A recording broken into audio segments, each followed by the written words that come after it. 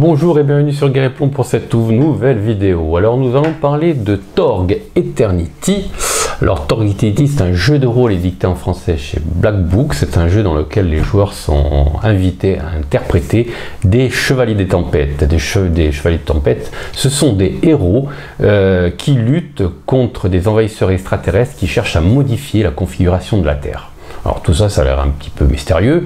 Alors nous allons jeter un petit coup d'œil à ce jeu de rôle de science-fiction un peu particulier que j'affectionne particulièrement. Alors à tout de suite pour ce feuilletage express. Alors on se retrouve devant Torg Eternity, le livre de règles. Alors c'est un beau bouquin, alors c'est grand format, hein, Black Book a deux formats, celui-là c'est le grand format. Voilà. Règles. Alors vous allez voir que à travers ce feuilletage express que nous sommes dans une espèce de version avancée de Savage World pour ce qui est des règles. Un peu comme le Basic Role-Playing de RunQuest et la version avancée du Basic Role-Playing quand on inclut ici, c'est un petit peu la même chose, mais avec des différences en plus parce que vous allez voir qu'au niveau des dés, ça ne se gère pas du tout de la même manière. Voilà, alors donc vous avez ici bon, la présence de jetons qui sont tout à fait dispensables, hein, mais bon. Donc on peut s'en passer, donc c'est forcément indispensable. Voilà, donc là vous avez l'avant-propos de Grant Gordon, auteur de la nouvelle version, la note du concepteur de Shane Letty Hensley, hein, qui a également travaillé sur Savage World. Les guerriers des possibilités, alors les deux types de personnages antagonistes, vous avez les seigneurs des réalités qui sont les méchants, qui sont ces envahisseurs venus d'autres dimensions, ils cherchent à imposer leur cosme sur Terre, et vous avez les chevaliers des tempêtes, c'est-à-dire les joueurs qui sont des héros qui luttent contre leur influence et qui essayent de les chasser de notre planète bleue. Le conseil de Delphes, c'est le haut commandement de cet organisme de résistance. Voilà. Les cosmes. Alors les cosmes sont définis par leurs axiomes, comme la prime Terre, comme la Terre normale. C'est-à-dire que vous allez voir qu'il y a des valeurs chiffrées qui définissent le niveau dans tel axiome du cosme. Par exemple, ici vous avez d'abord, ça commence par une carte avec les différents cosmes qui sont sur Terre. Vous voyez qu'ici, vous voyez qu'il y a une grande partie encore de la Terre qui n'est pas encore complètement conquise, mais il faut savoir que ils s'étendent grâce à un système de balises qui permet petit à petit de répandre leur cosme sur Terre, en sachant que quand les gens sont sous influence d'un cosme, petit à petit, ils se transforment. Par exemple, si vous êtes dans un cosme qui ne connaissent pas, qui vivent à l'époque médiévale, et que petit à petit, vous allez commencer à oublier comment conduire une voiture, par exemple. La prime Terre, bon, ça c'est la Terre normale, et là vous voyez que vous avez les valeurs. Alors ça va de 0 à 30, la technologie 23 pour la Terre, sociale, magie, spirituelle, et ça fixe les limites d'utilisation d'objets ou de capacités dans ce cosme, sous peine de provoquer des contradictions qui ont souvent des effets assez désagréables. Là, c'est où vraiment, vous êtes sur la prime Terre, c'est où siège le conseil de Delphes. Voilà, vous avez les différents endroits où on peut trouver des postes du conseil de Delphes, pardon. Voilà. Les lois du monde de la prime Terre. Voilà. S, le premier, par alphabétique. Vous voyez qu'ici, les niveaux ne sont pas du tout les mêmes. Alors, S, fait penser un petit peu à l'univers de Pendragon, un petit peu déjanté, un univers de fantasy avec des armées du ténébreux qu'on peut voir ici, donc qui luttent contre des héros évoquant notre rive fantasy terrienne. Voilà. Vous voyez qu'ils sont plutôt établis en Angleterre, en Norvège, etc. Alors vous avez évidemment un fort niveau de magie, des gobelins, des nains, des elfes. La cyberpapauté. Alors la cyberpapauté, on n'est plus dans l'univers d'une théocratie. Alors c'est une vraie théocratie. Alors si, comme ça, le cyberpape, Malraux peut sembler quelqu'un de pas si néfaste que ça, mais si toutefois vous respectez son dogme et ses idéologies. Alors ici on est en cybertechnologie, hein, voilà. Donc prothèses, etc. Un univers cyberpunk et théocratique. Voilà. Les lois du monde, la voie véritable, ça veut tout dire.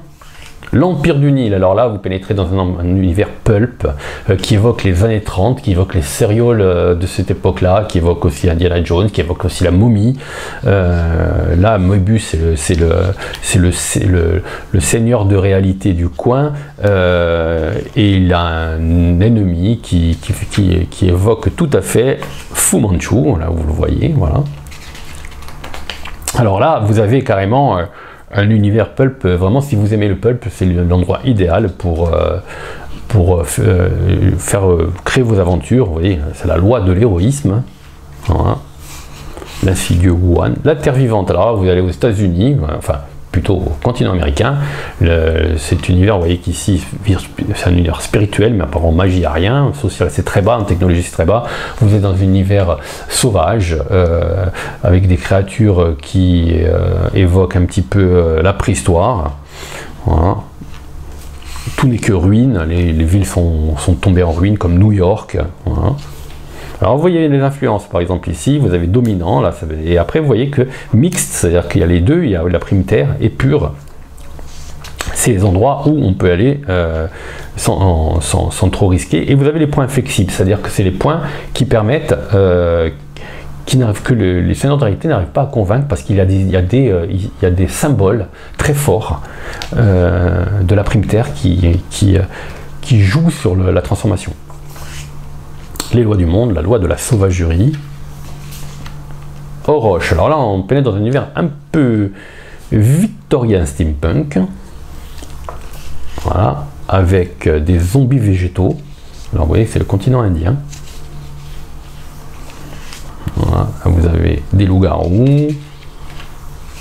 Pan Pacifica. Alors là, on ne sait pas trop qui est le seigneur de réalité. On pense que c'est peut-être un certain Ryushi Kanawa, mais ce n'est pas certain. Alors, Pan Pacifica, leurs objectifs sont assez étranges. On ne sait pas trop ce qu'ils veulent. Ils n'ont pas l'air vraiment belliqueux, mais ils s'étendent. Alors, c'est un système de conquête corporatiste, vous voyez. Et petit à petit, ils s'étendent sur le compte. Ils ont commencé au Japon, et petit à petit, ils s'étendent sur toute la côte de la mer du Japon et l'Asie du Sud-Est. Voilà. Darkhold, alors là, bienvenue en Russie. Alors les Russes, ils ont essayé de se débarrasser de ce cosme en balançant des bombes atomiques. Bon, mauvaise idée. Donc ici, vous êtes dans un univers d'une terre dévastée, un univers post-apocalyptique, hanté par des démons biomécaniques. Voilà. Vous voyez ici. Alors là, vous avez un petit peu en quoi ça consiste. Vous voyez ici un technodémon déchaîné dans l'urine de Moscou. On passe au Chevalier des Tempêtes. Alors la définition d'un Chevalier des Tempêtes en termes de règles, c'est-à-dire que ça fait penser un peu à Savage World. Vous avez des attributs. Alors les attributs, c'est le charisme, la dextérité, la raison, l'esprit et la force. Vous avez des compétences qui sont affiliées à ces attributs. Voilà. Et vous avez des atouts, que nous allons voir, ils sont derrière, comme dans Savage World, et des défenses. Alors là, ça va un peu plus loin que Savage World, ce n'est pas la simple parade, vous avez esquive, manu, mêlée, résistance. Choc et blessure, c'est le même principe, c'est-à-dire que vous avez un système d'échelle de blessure, qui vous amène à une capacité. Voilà. La progression. Alors là, il y a encore le système des XP, hein, comme dans l'ancien Savage World, ce n'est pas comme dans le nouveau. Voilà. Là, vous avez les archétypes qui sont présentés, qui servent d'exemple dans le livre, c'est une très bonne idée. Voilà. Parce que là, vous avez par exemple le linceul, c'est un héropulp. Vous avez Zhang qui est carrément en Pan Pacifica. C'est très intéressant parce que ça permet de cerner un petit peu l'attitude des personnages en fonction de leur cote d'origine. Les races. Les Édénos, c'est des hommes lézards qui vivent en terre vivante. Les elfes, en Esle. Voilà. Les nains, également en Else. Les compétences. Voilà, vous avez toutes les compétences. Et là, vous avez à côté, de manière très classique, l'attribut à laquelle il est attaché. Elle est attachée, pardon. Vous avez la liste des compétences qui sont récapitulées ici. Voilà. Persuasion, raison. Voilà.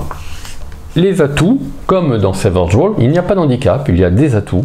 Et là, il y a une grande quantité d'atouts. Et il y a des atouts qui sont génériques. Voilà, chef naturel. Enfin, il faut quand même des prérequis. Hein, charisme 8. Voilà, voilà. Et après, par contre, vous avez des atouts qui ne peuvent utiliser que dans certains cosmes. En cybertechnologie, il faut être originaire de la cyberpapauté. Voilà, vous ne pouvez pas être un elfe si vous n'êtes pas de cosme. Vous n'êtes pas du cosme d'Esle.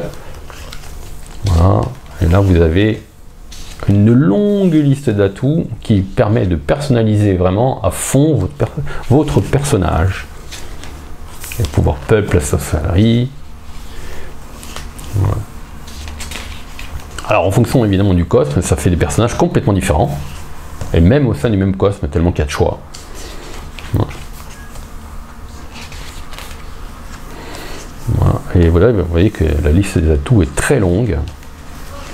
Alors, règles du jeu. On en vient aux règles du jeu. Alors, les règles du jeu sont pas compliquées. Ça peut paraître comme ça un peu répulsif au premier abord parce que ça se fait en 2 étapes, un test.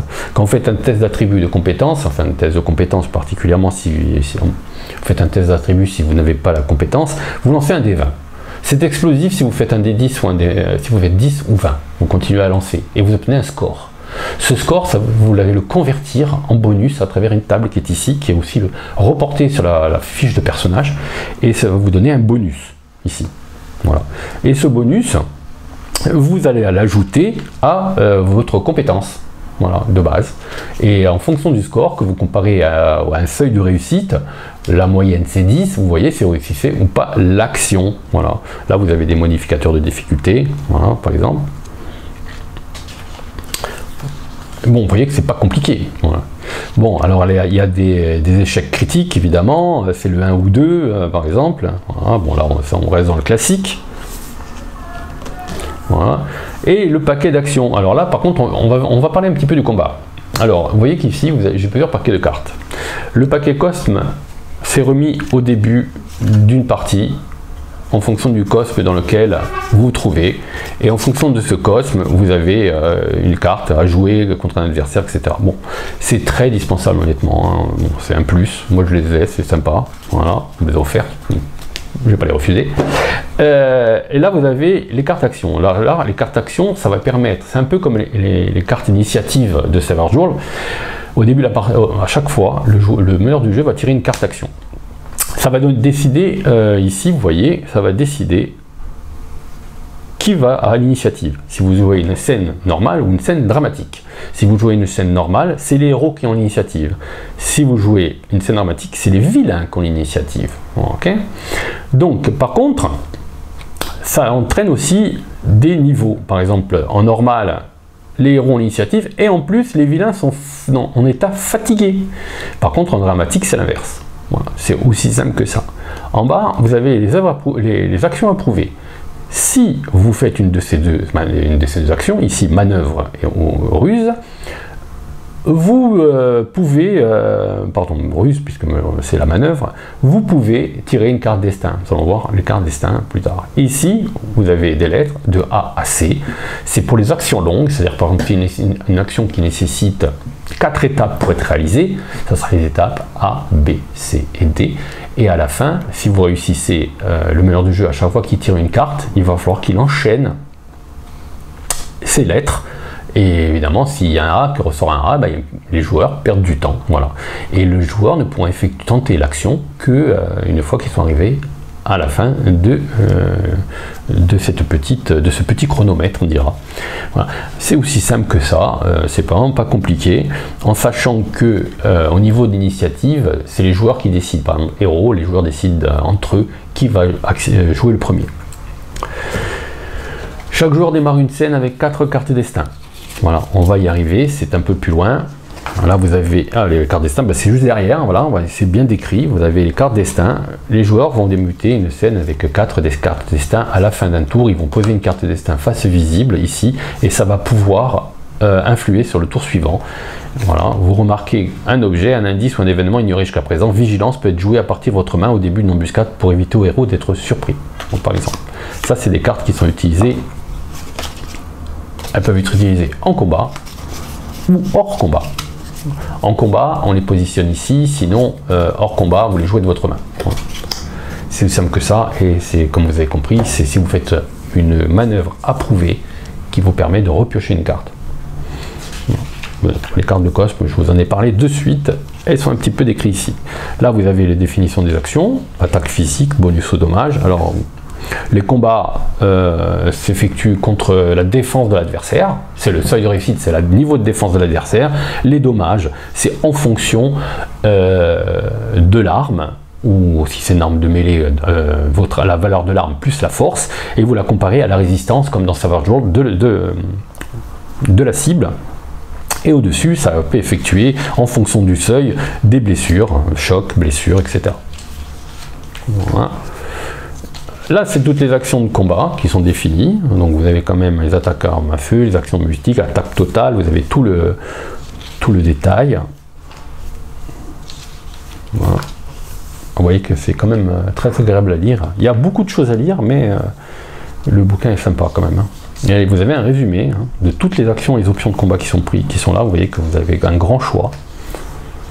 Ce n'est pas un jeu qui est simulationniste, attention, c'est pas parce qu'il y a une tonne d'actions possibles, c'est un peu comme Savage World, il y a une tonne d'actions que vous pouvez faire, mais ce n'est pas simulationniste. Vous pouvez prendre ce que vous avez envie de prendre, vous pouvez laisser de mettre de côté ce que vous avez envie de côté. C'était encore un système très souple, fidèle au travail d'Hensley. Si vous n'aimez pas, vous ne le faites pas. Les combats en véhicule et les poursuites de véhicules. Voilà. Alors voilà, on peut le faire avec le paquet de cartes action également. Dommage du feu, niveau d'escalade, l'équipement. Alors vous allez avoir une grande... évidemment, comme il y a plein de cosmes, ils ont un petit peu résumé. Vous voyez qu'ici, les objets, c'est un peu résumé. C'est à vous après de vous adapter en tant que meneur de jeu, savoir exactement ce que la personne peut trouver et le prix qu'il va mettre. Mais ils ont essayé c'est pas exhaustif, et ils ont essayé quand même de mettre pas mal de choses. Laissez vapoter l'armure de Dieu, vous avez un primetaire, l'armure tactique, le jet de protection, la veste balistique, voilà. Vous avez des tas de choses, vestes en cuir de technodémon en Tarkold par exemple. Les niveaux d'armure qui augmentent la résistance de la cible, les boucliers, les différents types d'armes, arme de jet, l'arme à feu, alors, toutes les descriptions des armes à feu. Alors vous avez à chaque fois un petit chapitre qui vous explique un petit peu, parce qu'il y a certaines armes qui peuvent vous paraître un petit peu obscures, comme le pulvériseur Alf. Voilà, c'est une arme de technodémon, c'est un blaster de technodémon. Voilà, en Tarkold donc. Voilà. C'est un plan cybernétique. Alors moi, ce qui m'amuse un petit peu dans ce jeu, c'est que dans Torg et Eternity, j'ai l'impression de retrouver tous les éléments de Savage World. C'est-à-dire, en Savage World, on peut jouer dans différents univers, différents thèmes. Et ici, on dirait qu'on a regroupé à travers les cosmes. Vous pouvez jouer au sein du même jeu, avec le même personnage, dans tous les univers rêvés par Hensley à travers Savage World. Moi, je trouve ça sympa. Les armes lourdes, explosifs, véhicules, avions. Alors, on peut piloter des avions. Voilà, vous avez un véhicule aquatique. Alors, comme je vous disais, vous avez énormément de choses et vous avez tout le nécessaire qui est utile. Alors, à partir du chapitre 6, on plonge un petit peu dans les secrets de l'univers, donc pas vraiment destiné aux joueurs. Ça raconte la genèse des pillards de réalité et des seigneurs. Ça explique pas mal de choses. Ça explique aussi les contradictions. C'est vraiment de la règle là, c'est-à-dire que la contradiction peut dérégler l'univers, etc. Voilà. Et ça peut même personnellement avoir une influence évidemment sur la personne qui crée la contradiction. Voilà. Alors il y a les contradictions créent des déferlements de réalité, des transformations, bref. Alors les rôles du chevalier des tempêtes. Voilà. Alors les Stellae, c'est ce qu'on appelle les Stellae, c'est espèce de, comme je disais, c'est ces balises qui servent à maintenir le cosme de l'envahisseur. Voilà. Et il y en a un petit peu partout, c'est un schéma, et petit à petit, ils s'étendent. Donc le but évidemment des seigneurs de réalité et des chevaliers tempêtes, c'est virer ces stellae de préférence, les déconnecter. La magie, comment fonctionne la magie? Bon, la règle est simple, hein, pas sur le même principe, mais vous avez une liste de sorts ici, voilà. Et le niveau d'axiome là qui est nécessaire pour pouvoir lancer ce sort. Voilà. Niveau d'axiome 12, 10, 12 en magie, évidemment. Voilà. Donc dans certains cosmes, vous n'allez pas, soit ça va pas marcher du tout, soit vous allez créer une contradiction. Les miracles, voilà, vous êtes aussi dans des niveaux où il faut un axiome assez puissant. Voilà, donc vous avez en prime terre, vous pouvez le faire évidemment. Voilà. Vous avez une longue liste. Les psioniques, voilà. Alors là c'est pareil, il faut l'axiome social. Voilà, vous avez le niveau d'axiome social nécessaire. Voilà, vous voyez que chaque capacité, comme la magie, comme le psionique et tout, est attaché à un axiome, ce qui permet de créer des limitations. Là, on plonge dans les secrets à proprement parler, c'est-à-dire d'où viennent les seigneurs de réalité, comment détruire les stellae. Et là, vous avez vous voyez qu'elles sont toutes différentes. Par exemple, l'Empire du Nil, c'est voilà, c'est des obélisques. Pan Pacifica, c'est des grandes antennes. Tarkold, c'est une espèce de truc un peu bizarre. La Terre Vivante, une espèce de totem. Elle, on est en pleine fantasy un peu viking. La Cyberpapauté, vous voyez que c'est une église mécanique et technologique. Les modificateurs de zone, comment ça se transforme. Là, vous avez tout pour le meneur de jeu pour savoir comment transformer un bout de prime terre en cosme. Voilà, les lois du monde, les fragments d'éternité. C'est des artefacts très puissants que l'on trouve dans certains cosmes. Voilà, les axiomes, là vous avez un récapitulatif de tous les axiomes. Magie, social, un récap. Voilà, vous avez spirituel, par exemple, là vous avez le niveau à chaque fois. En quoi consiste le niveau d'action par rapport à son action, par exemple. Voilà, je me répète. Les secrets de la guerre. Voilà. Voilà, c'est des conseils pour le meneur de jeu, le pourquoi du comment, les différents trésors magiques, voilà. Les lieux particuliers. Évidemment, il sort des suppléments pour chaque, parce que là vous voyez que c'est quand même assez abrégé, il sort des suppléments pour chaque cosme, hein. Il est déjà sorti, que je l'ai derrière ici, dans le reliquaire divin. Vous avez pas mal de choses déjà qui sortent. Black Book assure la traduction. Structure d'un arc. Alors voilà comment ça marche, les actes, les scènes. Et les combats, les personnages, le rythme, alors, plein de conseils. Alors, personnages et créatures. Voilà, vous avez morsure, griffe, voilà tous les cosmes. Et là, vous avez par cosme quelques créatures. Hein, voilà. Alors, ça, c'est les Ghostbox, c'est des cadavres humains. Hein. C'est des zombies. Officier de police, soldat, officier, dragon, rôdeur, right. Alors vous voyez c'est léger, hein, il n'y a pas énormément de choses. Voilà. C'est dans les scénarios qu'il y aura des campagnes, etc., que vous aurez des renseignements complémentaires. Voilà. Et une petite partie d'initiation qui dure une petite heure. Voilà. Voilà, je passe vite pour pas que vous en voyez trop. Il y a beaucoup de texte, on n'a pas beaucoup de photos. Voilà, à la fin les PNJ. Et les récapitulatifs avec l'index. Voilà. Et la feuille de personnage, vous voyez, qui est assez simple. La table des bonus, elle est en bas, dont je vous ai parlé tout à l'heure. Voilà.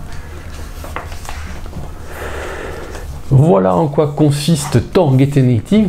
Voilà, vous avez vu un petit peu une présentation générale du jeu. Moi j'aime beaucoup l'univers en fait, c'est un univers un multivers, on dirait un cosmevers qui me plaît beaucoup parce qu'on peut jouer un peu tout ce qu'on veut et c'est peut-être un petit peu difficile au début à maîtriser pour les meneurs de jeu. Le mieux c'est qu'ils se contentent je pense que pour débuter il vaut mieux se contenter d'un cosme, évoluer à l'intérieur et petit à petit commencer à s'étendre pour éviter que les joueurs et tout le monde s'égare. Il faut ces petits paquets de cartes évidemment, hein, c'est tout. On garde toujours le même principe pour Savage World. Il y a un système de jetons, si je ne l'ai pas dit, c'est le même principe, c'est-à-dire qu'on a des jetons au début de la partie, les joueurs ont des jetons qu'ils peuvent utiliser pour lancer des dés, etc. Il y a 3 jetons, un peu comme ça le jour, tout à fait. Voilà, c'est le même principe.